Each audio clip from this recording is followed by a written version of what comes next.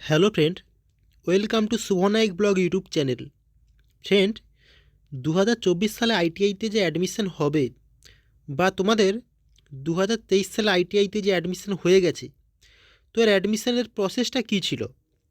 কারণ তোমাদের মধ্যে অনেকেই প্রায় জানতে চাও যে আমাদের আইটিআইয়ের অ্যাডমিশন প্রসেস কত দিনের মধ্যে কমপ্লিট হবে এবং কিভাবে কমপ্লিট হবে।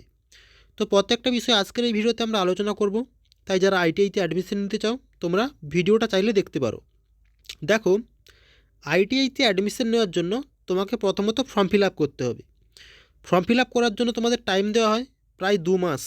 তারপরেও কিন্তু তোমাদের আরও 15 থেকে 20 দিন ফর্ম ফিল আপের টাইম বাড়ানো হয়। তারপর থাকে তোমাদের র্যাঙ্ক কার্ড। তো র্যাঙ্ক কার্ড কী? র্যাঙ্ক কার্ড হলো তোমরা যে ফর্মটা ফিল আপ করবে সেই অনুযায়ী কিন্তু তোমাদের র্যাঙ্ক আসবে। ধরো কারো হয়তো সব থাকতে নাম্বার ভালো রয়েছে, তার র্যাঙ্ক 1, তারপর তার যার ভালো আছে তার র্যাঙ্ক 2। এইভাবে কিন্তু পরপর 1 থেকে 100 এবং 100 থেকে 1000, 1000 থেকে কিন্তু 2000, তারপরে কিন্তু এরকম মানে কন্টিনিউ চলতেই থাকবে। তো তোমরা র্যাঙ্কের ক্ষেত্রে কিছু জিনিস লক্ষ্য করবে, যেমন তোমাদের ডিস্ট্রিক্ট র্যাঙ্ক, ওমেন র্যাঙ্ক, বা কারো কাস্টের সার্টিফিকেট থাকলে সেই কাস্টের র্যাঙ্ক, বা ফিজিক্যাল হ্যান্ডিক্যাপ র্যাঙ্ক। তো প্রত্যেকটা র্যাঙ্ক কিন্তু ওখানে দেখতে পাবে। তো তুমি যে ক্যাটাগরিতে আছো ওই ক্যাটাগরির র্যাঙ্ক কিন্তু ওখানে শো করবে। কারো হয়তো এসটি/এসসি সার্টিফিকেট আছে বা ওবিসি সার্টিফিকেট আছে, তাদের কিন্তু দুটো র্যাঙ্ক শো করবে। একটা হলো তোমাদের এসটি/এসসি বা ওবিসি র্যাঙ্ক, আর একটা হলো তোমাদের জেনারেল র্যাঙ্ক। তোমার যদি নাম্বার বেশি থাকে তাহলে তুমি জেনারেল র্যাঙ্কে চান্স পাবে, বা কম থাকলে তোমার কিন্তু এই যে কোটা আছে এই কোটার র্যাঙ্কে তুমি চান্স পাবে। তারপরে তোমাদের রয়েছে চয়েস ফিলিং।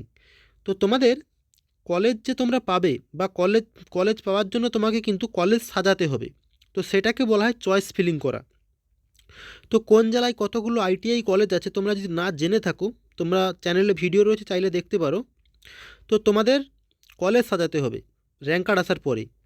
তো এই চয়েস ফিলিং করার পরে তারপর তোমাকে কিন্তু অংশগ্রহণ করতে হবে কাউন্সেলিংয়ে, এবং কাউন্সেলিংয়ে যে চান্স পাবে সে কিন্তু ফাইনালি অ্যাডমিশন নিতে পারবে আইটিআইতে।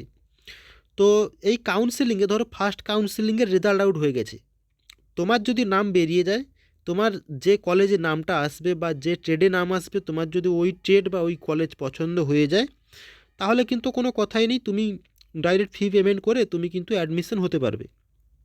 আর যদি দেখা যায় তোমার যে কলেজটা তুমি পেয়েছো বা যে ট্রেডটা তুমি পেয়েছো তোমার পছন্দ নয়, তাহলে কিন্তু ওখানে একটা অপশান থাকবে অটো আপগ্রেডেশান। অটো আপগ্রেডেশান কথার অর্থ হলো তোমার ওই কলেজ এবং ওই ট্রেডটা যদি পছন্দ না হয়, পরবর্তী কাউন্সেলিং অর্থাৎ সেকেন্ড কাউন্সেলিংয়ে আবার পার্টিসিপেট করতে পারবে। তো এখানে একটা কথা বলে রাখি, যদি দেখা যায় যে সেকেন্ড কাউন্সেলিংয়ে তোমার কোনো রকম কোনো কলেজ বা কোনো রকম কোনো কোনো কিছু ট্রেড আসেনি, তাহলে কিন্তু তুমি ফার্স্টের কিন্তু যে যে কলেজটা পেয়েছিলে ওই কলেজটা এবং ওই ট্রেডটা কিন্তু থাকবে, ওটা কিন্তু বাদ যাবে না, তোমার ওটা থাকবে। এবং সেকেন্ডে যদি তোমার চান্স হয় তাহলে কিন্তু প্রথমে যেটা পেয়েছিলে ওটা ক্যান্সেল হয়ে যাবে। এটা হলো অটো আপগ্রেডেশন। তো এই তোমাদের টোটাল প্রসেস, প্রথমত ফর্ম ফিল আপ, তারপর তোমাদের র্যাঙ্ক কার্ড, তারপর চয়েস ফিলিং, তারপর কাউন্সেলিং, ফাইনালি অ্যাডমিশন। অ্যাডমিশন হয়ে যাওয়ার পরে তোমরা যে ট্রেডে পাবে চান্স, সেই ট্রেডের স্যার তোমাদের কল করে তোমাদের একটা গ্রুপ বানিয়ে নেবে এবং সেই গ্রুপেই তোমাদের সমস্ত আপডেট দেবে। তো একদিন তোমাদের কলেজে তোমাদের যেতে হবে, সেখানে তোমাদের তোমাদের সমস্ত অরিজিনাল ডকুমেন্টস সেখানে শো করতে হবে, এবং তোমরা যে ফর্ম ফিল আপ করার সময় যে সমস্ত তথ্য দিয়েছিলে সেগুলো তোমাদের অরিজিনাল ডকুমেন্টসের সঙ্গে মিলিয়ে দেখবে। তোমাদের ডকুমেন্টস ভেরিফাই হওয়ার পরে ফাইনালি কিন্তু তোমাদের কলেজ শুরু হবে। তো এই ছিল টোটাল আপডেট। এই প্রসেস কমপ্লিট হতে প্রায় তোমরা ধরে রাখতে পারো 4 থেকে 5 মাস বা 3 থেকে 4 মাস কিন্তু লাগতে পারে।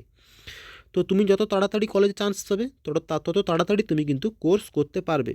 এই ছিল আপডেটটি কেমন লাগলো কমেন্টে জানাও, এবং পরবর্তী আপডেট পাওয়ার জন্য চ্যানেলটি সাবস্ক্রাইব করে রাখতে পারো। ধন্যবাদ।